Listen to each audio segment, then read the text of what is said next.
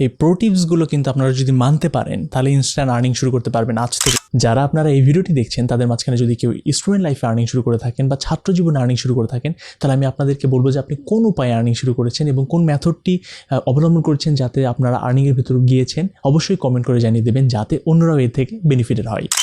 আসসালামু আলাইকুম এভরিওয়ান, কেমন আছেন সবাই? আজকে আমি কথা বলবো আপনাদের সাথে এমন একটি টপিক নিয়ে যে টপিকটা সবচেয়ে বেশি গুরুত্বপূর্ণ ছাত্র জীবনে। কারণ ছাত্র জীবনে আর্নিং করাটা সবচেয়ে বেশি গুরুত্বপূর্ণ তাদের পকেট মানি বা তাদের পকেট খরচটা চালানোর জন্য।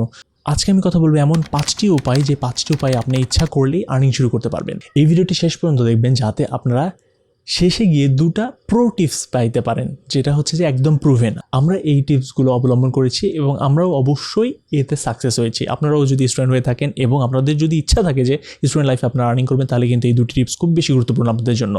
যারা এই 2টি টিপস মানতে পারবেন তারা কিন্তু ইনস্ট্যান্ট আর্নিং শুরু করতে পারবেন, আজ থেকেই শুরু করতে পারবেন। যদি আপনাদের কোনো একটা গ্রুপ থেকে থাকে বা ভালো একটা টিম থেকে থাকে ফ্রেন্ড সার্কেলের মাঝখানে, তাহলে কিন্তু আপনারা ইনস্ট্যান্ট আর্নিং শুরু করতে পারবেন এই 2টি টিপস দ্বারা।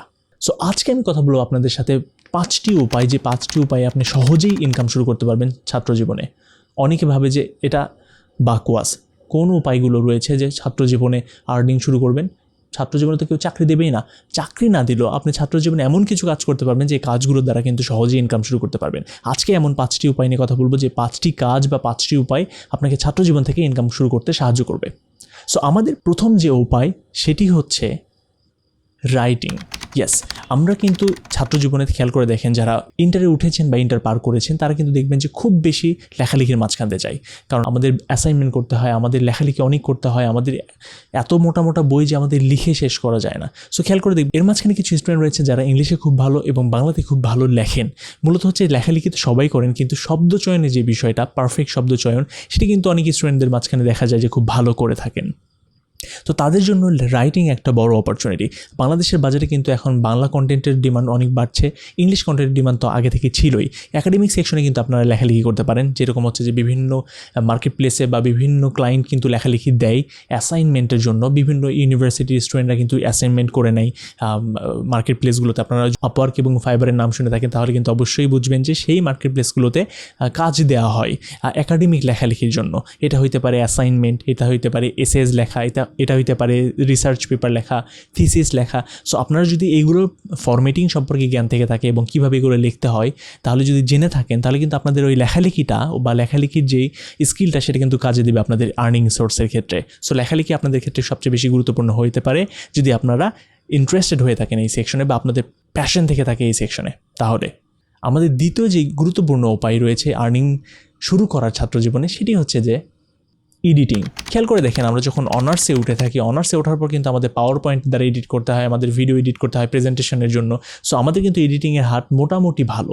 সো আপনি যদি খেয়াল করেন বাংলাদেশে এই লার্নিং সেক্টরগুলো সবাই কিন্তু এডিটিং দিয়েই শুরু করেছে তাদের সেকশন। তাদের অনেকগুলো ভিডিও প্রডিউস করতে হয়, তাদের কন্টেন্ট তৈরি করতে হয়, তাদের কিন্তু এডিটিং প্রয়োজন পড়ে, কারণ এডিটিং ছাড়া কোনো কন্টেন্ট যায় না। আপনি আমার ভিডিও দেখতেছেন, এখানেও কিছু এডিটিং রয়েছে, কিছু স্টক ফুটেজ দেখতেছেন, কিছু টেক্সট যাচ্ছে সেগুলো দেখতেছেন, আমি যে কথাগুলো বলছি সেই কথার সাথে রিলেভেন্ট ইমেজগুলো যাচ্ছে। সো এডিটিং কিন্তু সবচেয়ে বেশি গুরুত্বপূর্ণ। সো আপনি যদি স্টুডেন্ট লাইফে এডিটিং জেনে থাকেন বা এডিটিংয়ের দ্বারা যদি আপনার প্রেজেন্টেশন তৈরি করতে থাকেন, আপনি কিন্তু ইচ্ছা করলে অন্যান্য ইউনিভার্সিটি স্টুডেন্টদের কাছ থেকে প্রেজেন্টেশন করে দিতে পারবেন, এডিটিং করে দিতে পারবেন। সেই প্রেজেন্টেশনগুলো আপনি বাইরের দেশের ক্লায়েন্টদের কাছ, বাইরের দেশের স্টুডেন্টদের কাছ থেকে কিন্তু আপনি ইচ্ছা করলে সেই এডিটিংয়ের কাজগুলো নিতে পারবেন। আমার মনে হয় আপনি যদি ভালো এডিটিং জেনে থাকেন তাহলে কিন্তু আপনি ইউটিউবের ভিডিওগুলো এডিট করতে পারবেন এবং সেই কাজগুলো আপনি নিতে পারবেন লোকাল ক্লায়েন্ট থেকে এবং বাংলাদেশের বাইরের ক্লায়েন্ট থেকে। সো আমার মনে হয় editing one of the most important skill বা one of the most important আপনার আর্নিং শুরু করার জন্য ছাত্র জীবনেই। আমাদের 3 নাম্বার যেই স্কিল সেটি হচ্ছে যে ফ্রিল্যান্সিং। ইয়েস, স্টুডেন্ট লাইফে অনেকেই ফ্রিল্যান্সিং শুরু করতেছে এখন এবং আগেও শুরু করছে। ইদানিং বেশি ঝোঁক পড়ে গেছে ফ্রিল্যান্সিং দিকে, কারণ ফ্রিল্যান্সিং খুব বেশি সহায়তা করে স্টুডেন্ট লাইফ থেকেই ভালো একটা কেরিয়ার তৈরি করার ক্ষেত্রে। যারা ফ্রিল্যান্সিং দিয়ে শুরু করেন তারা অবশ্যই এক সময় গিয়ে বিজনেসের দিকে আসা শুরু করে, অনলাইন বিজনেস হতে পারে, ই কমার্স বিজনেস হতে পারে। কিন্তু ফ্রিল্যান্সিং একটি গুরুত্বপূর্ণ বিষয় স্টুডেন্টদের জন্য এবং তারা কিন্তু স্কিল শেখা শুরু করেছেন।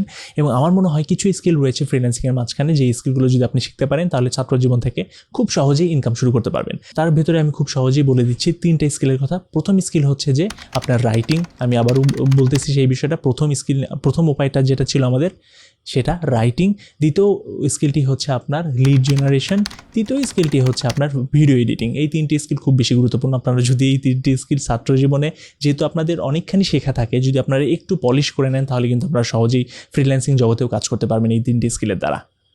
আমাদের চতুর্থ যে স্কিল সবচেয়ে বেশি গুরুত্বপূর্ণ সেটি হচ্ছে স্মল বিজনেসেস। স্মল বিজনেসেস কীরকম হইতে পারে? অনেকের মাথায় প্রশ্ন আসতে পারে যে আমরা কীরকম বিজনেস করতে পারি যাতে আমরা ইনকাম করতে পারি ভালোভাবে। হ্যাঁ, আপনারা বিজনেস করতে পারেন, এবং আমি আবারও আপনাদেরকে বলতে চাই যে কারা কী রকমের বিজনেস শুরু করেছেন বা কারা কী রকমের প্রসেসের দ্বারা ইনকাম শুরু করেছেন এই ছাত্র জীবনে, তারা কিন্তু অবশ্যই কমেন্ট করতে ভুলবেন না, তারা অবশ্যই। সো আমি আপনাদেরকে বলতে চাই যে ছোট ছোট বিজনেসেস কিন্তু খুব বেশি গুরুত্বপূর্ণ ছাত্র জীবনে।